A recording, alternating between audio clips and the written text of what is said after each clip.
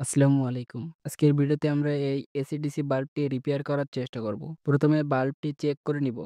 দেখুন বাল্বটি ডিসিতে জ্বলছে, তবে এসি সংযোগ দিলে জ্বলছে না। তো এখন এই বাল্বটি রিপেয়ার করার জন্য আমাদের বাল্বটি খুলে নিতে হবে। হালকা চাপ দিয়ে মাথার অংশটি খুলে আলাদা করে নিয়েছি। এখন এলইডি বোর্ডের এলইডি গুলো সুন্দরভাবে দেখতে হবে যে কোনো এলইডি কালো হয়েছে বা ফেটে গেছে কি। আমরা দেখতে পাচ্ছি এই বোর্ডটির ২ টা এলইডি কালো হয়ে গেছে, অর্থাৎ এলইডি ২ টি নষ্ট হয়ে গেছে।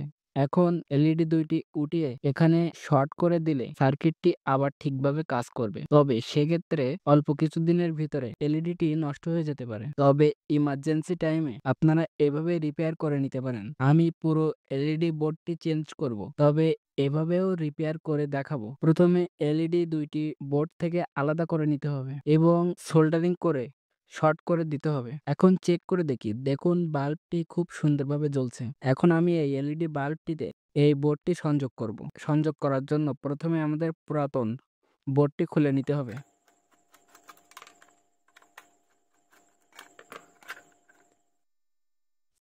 সার্কিট থেকে ৩ টি তার এসেছে। কালো তারটি কমন এবং লাল তারটি এসি ভোল্টে ও সাদা তারটি ডিসি ভোল্টে ব্যবহার করা হয়েছে।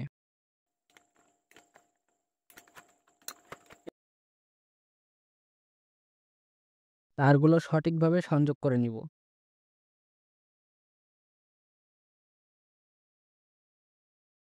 এখন এলইডি বোর্ডটি খুব সুন্দরভাবে স্ক্রুর সাহায্যে আটকে নিব।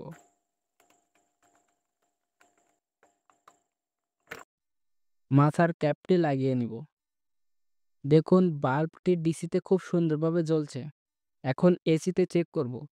দেখতে পাচ্ছি এসিতেও বাল্বটি খুব সুন্দরভাবে জ্বলছে। আশা করা যায় এভাবে রিপেয়ার করলে দীর্ঘ সময় বাল্বটি ব্যবহার করা যাবে। ভিডিওটি এ পর্যন্ত দেখার জন্য ধন্যবাদ এবং পরবর্তীতে কী ধরনের ভিডিও দেখতে চান কমেন্টে জানাতে পারেন।